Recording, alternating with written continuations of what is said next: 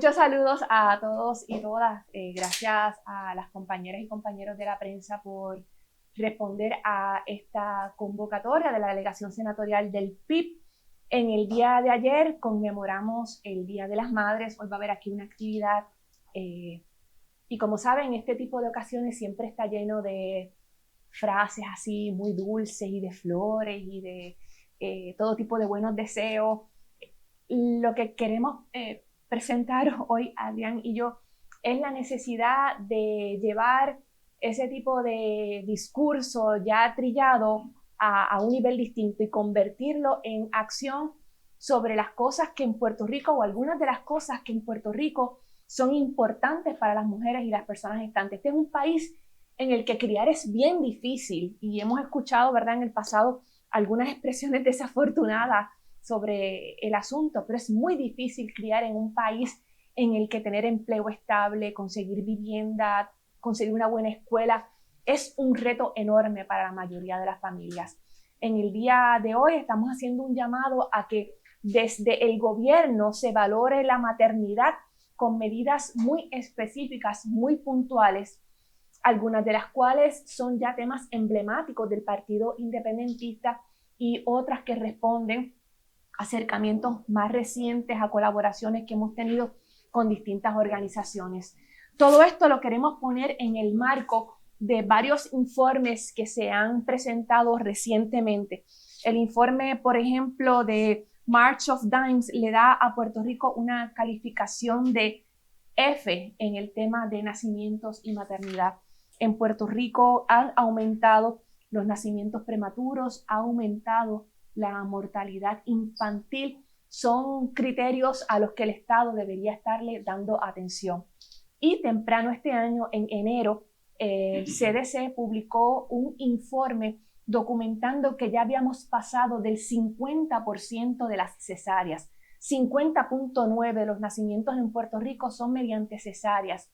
Y algo importante de este informe es que realiza una comparación entre las mujeres que tienen hijos en Puerto Rico y las puertorriqueñas en los Estados Unidos para eliminar cualquier variante sobre predisposición genética o elementos culturales. No, las mujeres puertorriqueñas en Estados Unidos tienen una tasa de cesárea de 33%, que sigue siendo alta, pero en Puerto Rico es del 50.9%. La tasa recomendada por la Organización Mundial de la Salud es entre un 10 o un 15%. Y muchas de estas cesáreas se realizan sin que haya ningún criterio clínico. Desde mi primer cuatrienio yo estoy insistiendo en que adoptemos una medida muy sencilla, que no pretende imponerle criterios a la práctica de la obstetricia, no pretende imponer ningún tipo de penalidades, solamente aspira a que las mujeres, como consumidoras de un producto de salud, que es el servicio que dan los obstetras, tengamos accesible la tasa de cesáreas que realiza cada obstetra en Puerto Rico. Hay prácticas de obstetricia en Puerto Rico con un 15 o un 20%. Y hay prácticas que tienen más de un 60%. Y estoy hablando, que esté esto bien claro, en el caso de partos, de embarazos que no son de alto riesgo, eso es un asunto que hay que tocar de manera separada, reconociendo que hay cesáreas que salvan vidas, pero lo único que nosotras estamos pidiendo, de nuevo desde mi primer cuatrienio en el 2005, es que las mujeres sepamos cuál es la tasa de cesárea de nuestro obstetra. Cuando yo radiqué esta medida en ese primer cuatrienio, se aprobó sin oposición en Cámara y Senado y fue vetada por Aníbal Acevedo Vilá. Cuando la presenté en mi próximo cuatrienio, se aprobó en Senado, en la Cámara aprobaron una versión muy mutilada. Yo no accedí a que se aceptaran las enmiendas, así que no pudimos concurrir en el Senado y ahí se quedó la medida. El cuatrienio pasado se aprobó en el Senado, pero no en la Cámara, y ahora la hemos vuelto a radicar con la esperanza de que este sea un tema que cale en el ambiente legislativo, porque necesitamos que las mujeres tengamos ese mínimo. O sea, uno puede tener información de contratistas en DACO, o sea, de quien sella techos, pero no puedes tener información sobre tu obstetra. La segunda medida de la que vamos a hablar ahora relacionada con el mismo tema es el de la cubierta a la epidural. nos estaban comentando justo antes de que comenzáramos la conferencia de prensa, ¿verdad? La experiencia de una madre que está pariendo, está en la sala de parto y el médico está verificando si ya entró el dinero por ATH móvil, porque la epidural, que cuesta $500, se tiene que pagar en efectivo. Entonces, eso no está bien, eso no está bien. Y debería ser, estamos hablando de una práctica extendida, de una práctica muy aceptada, la de la anestesia epidural. ¿Cómo es que eso no es cubierto por los planes médicos cuando se ha convertido en algo a lo que recurren muchísimas mujeres? Ese es el proyecto del Senado, el de la epidural es el 472. Y finalmente, vamos a seguir con los que tú vas a presentar. ¿Cómo no? Tal como planteaba María de Lourdes, estamos planteando estas medidas en el marco de lo que, ¿verdad?, en el país es la celebración del Día de las Madres, pero desde el punto de vista legislativo hay que reconocer los derechos también que implican todas esas etapas de la maternidad que van desde la gestación, el parto y el periodo posparto. Son distintas etapas que cada una, para ¿verdad?, las personas en Puerto Rico, representan un reto distinto. La senadora adelantó lo que implica incluso escoger un obstetra que tenga más o menos cesáreas practicadas para que la futura madre decida si ese es el obstetra con el que quiere atender su embarazo o no. Como decía María, hay un registro, ¿verdad?, de ENDACO, de muchísimas cosas, pero una persona que va a estar 9 meses y que eventualmente va a parir una criatura no tiene acceso a la información de quién es el mejor o el que más se ajusta a sus ¿verdad?, necesidades al momento del alumbramiento. En el momento del alumbramiento y como extensión de lo que es esa falta de información, nosotros hemos presentado el proyecto del Senado 445 para que se declare como política pública el erradicar la violencia obstétrica.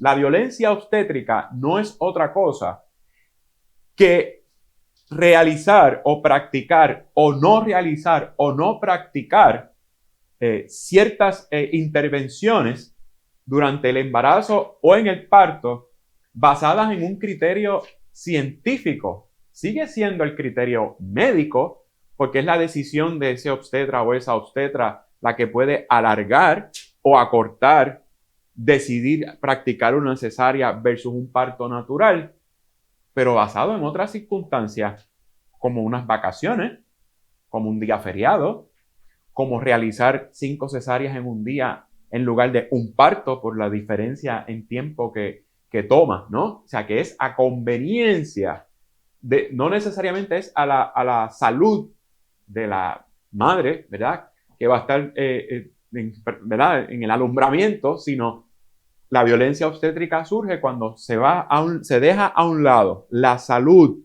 de esa persona que va a parir y entran entonces elementos personales, no profesionales, no es un criterio científico los que llevan al médico a tomar una decisión errada en perjuicio de la salud. Y han habido casos que le han costado la vida tanto a la madre como a la criatura que nació en unas condiciones que no debió haber nacido, por distintas razones. Y hemos visto casos muy, muy feos en las noticias sobre estas prácticas y queremos que se erradique esa práctica y que nazca una reclamación específica y puntual para aquellas madres que han sido víctimas o que sean víctimas de violencia obstétrica, para ir contra ese médico que por irse de vacaciones adelantó ese parto o practicó una cesárea que no se debía practicar. Por otra parte, ya en el periodo posparto, tenemos el proyecto del Senado 617,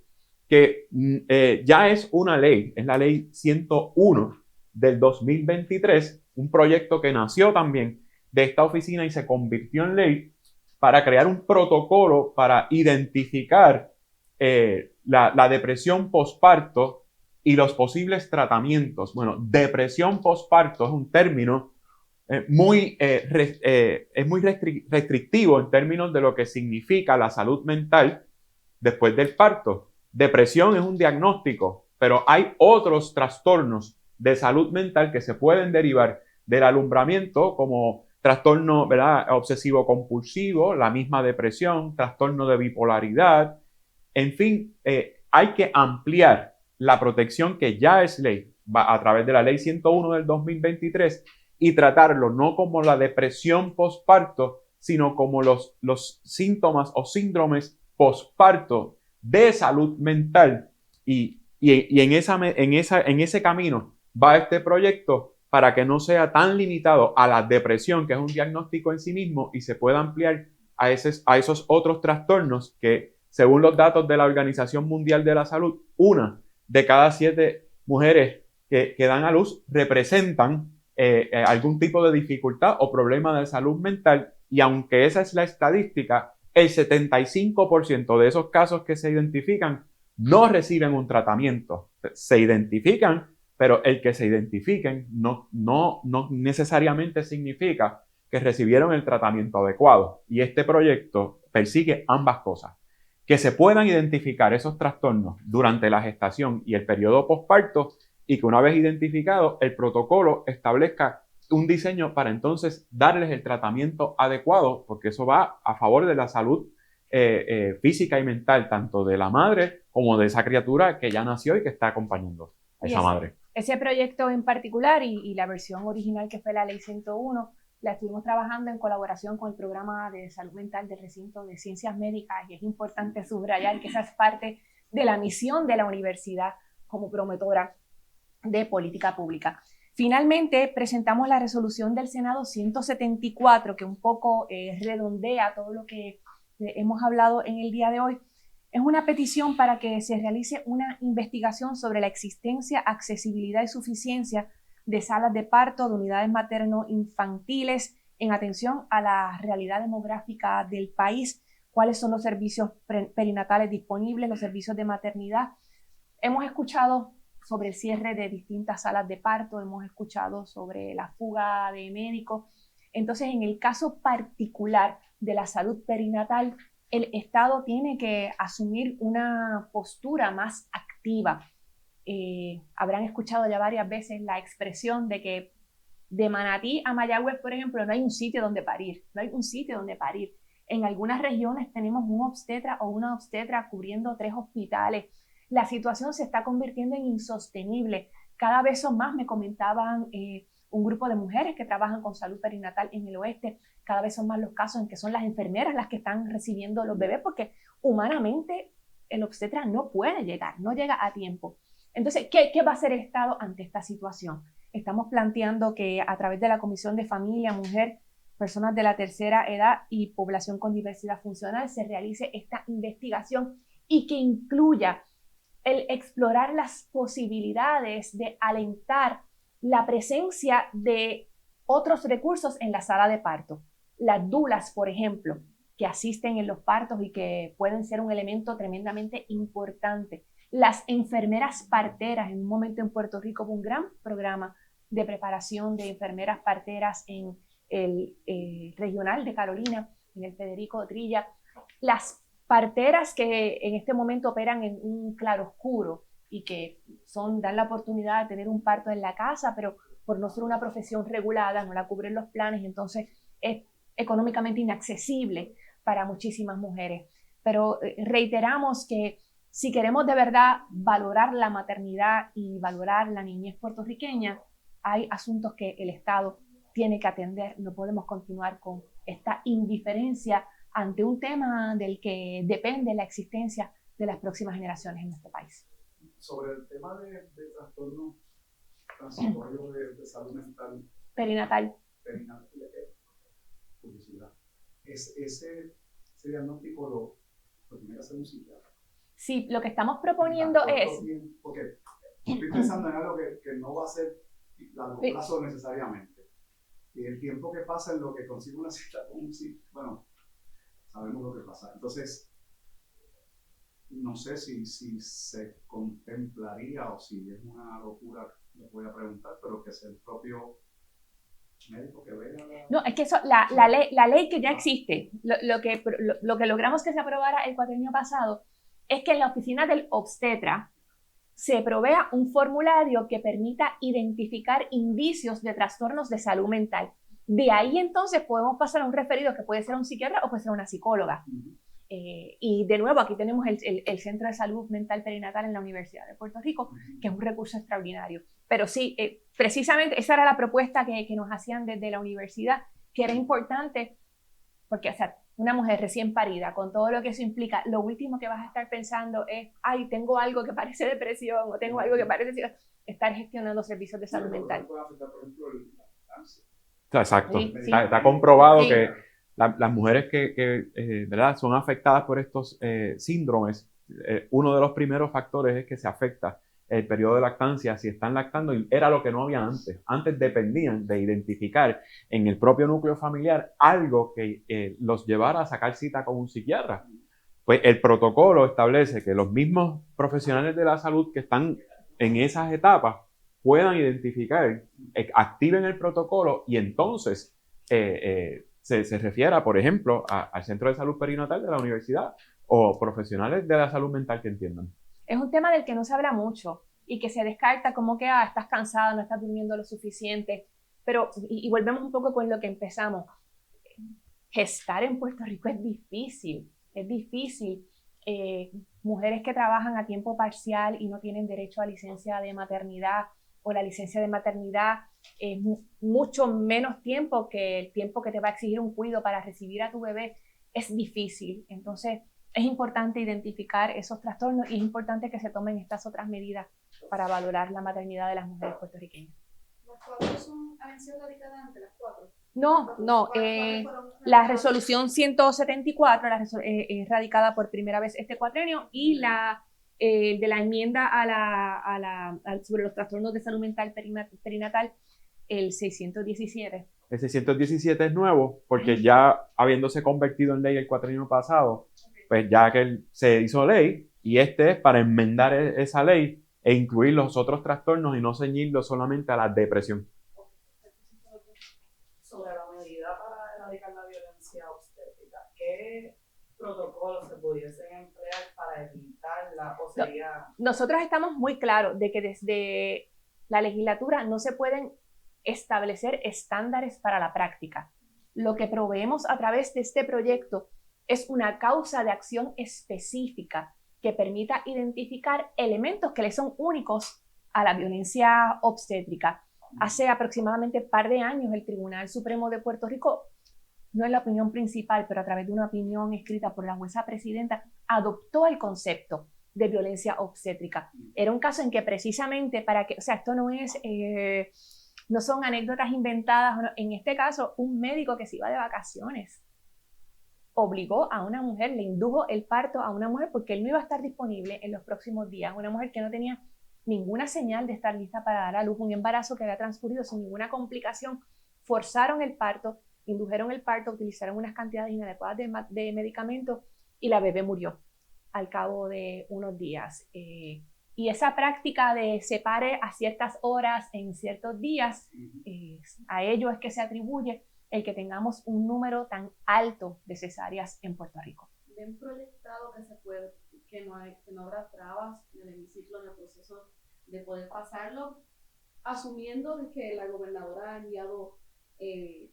proyectos administrativos a favor de la mujer, posiblemente sienten que hay alguna esperanza para que... Nuestro trabajo es presentar las propuestas. De nuevo, en el caso de la cesárea, que eso ya es un tema emblemático, llevo 20 años hablando de este asunto. Si la mayoría legislativa decide no actuar, responsabilidad del Partido Nuevo Progresista. Porque se han visto los calendarios, han visto cuál es el peso principal en la consideración de medida. Es quién es el autor o quién es la autora. Nosotros estamos planteando reclamos que ni siquiera es que surjan específicamente de nuestra delegación. Bueno, en el caso de salud perinatal es algo que surge de la Universidad de Puerto Rico. El tema de la epidural, ese es un tema que se está hablando en Puerto Rico hace cuánto tiempo, es algo que viven muchísimas mujeres y son temas sobre los cuales puede actuar la Asamblea Legislativa. Si toman la decisión consciente de no hacerlo, pues su responsabilidad ante el país y ante las madres y los niños y niñas. En el caso de la violencia obstétrica, ese proyecto del cuatrenio pasado llegó a bajar al hemiciclo. hubo ciertos reparos de algunos senadores, se detuvo y pues ahí quedó, ¿verdad? Se detuvo, pero tuvo vistas públicas, llegó a bajar a votación, pero hubo unos señalamientos errados porque no entendían bien el concepto y se detuvo porque ya estábamos casi en el fin de sesión. El de los trastornos de salud mental debería pasar sin ningún problema, porque se aprobó en ambos cuerpos el cuatrienio pasado y el gobernador Pierluisi lo convirtió en ley. Así que es cuestión de lo mismo que ya favorecieron y aprobaron sin distinción de partido, afinarlo y ampliarlo a favor de las personas, ¿verdad? Así que no debería haber problemas, no debería haber problemas. De ahí a la esperanza que uno tenga son cosas distintas, pero racionalmente hablando no debería haber problemas. Depende de la razonabilidad del otro lado. No se debería preguntar esto, pero el balance en términos de mujeres y hombres en la legislatura indica que debería haber, ¿verdad?, una especie de caucus por estas causas. No lo hubo el cuatrienio pasado, donde por primera vez, antes de que Gretchen Howe pasara a la Cámara, por primera vez las mujeres éramos mayoría en un cuerpo legislativo y no representó, de hecho, algunas de las mujeres son las principales abogadas de la desigualdad. Así que el hecho cromosómico no establece solidaridad. Este es el primer cuatrienio que eliminan la Comisión de la Mujer. No hay Comisión de la Mujer, está en otra. ¿Cómo es? Tercera edad y diversidad funcional. Estás familia, mujer, personas de la tercera edad y población con diversidad funcional. Claro. ¿Todas las medidas ya fueron radicadas o es que todas fueron radicadas? Sí, todas tienen número y están radicadas. Y entienden que tendrían que pasar por vista pública para algún ajuste, para recibir más. Nosotras creemos que siempre debe haber vista pública. Muchas de las cosas que vemos en el hemiciclo que tienen errores subsanables se hubieran podido atender si se va a vista pública. Hay cantidad de medidas que nosotros no podemos favorecer cuando están en el hemiciclo porque hay unas cosas que pero es que aquí había que citar gente. Aquí hay unas preguntas que hay que hacer, Sí. no es votar y ya. Pero vemos como se ha convertido, esto comenzó el cuatrienio pasado, la aprobación de medidas con los memoriales que lleguen. Entonces, cosas de educación, pero no está el memorial del Departamento de Educación. O temas que tienen que ver con derecho y no ha comparecido el Departamento de Justicia. Pero nosotras creemos que se deben celebrar vistas públicas. Una pregunta de otro tema. Bueno, sobre el proyecto del Senado 472, entiendo que fue referido ya a la Comisión de Salud de la epidural. ¿Se han reunido sobre ese proyecto? No, está recién, cuando dice referido, es porque está inicialmente en esa comisión, pero no quiere decir que la comisión haya determinado a asumir alguna acción, pero sí en su momento hablaríamos con el senador Morales. Sí,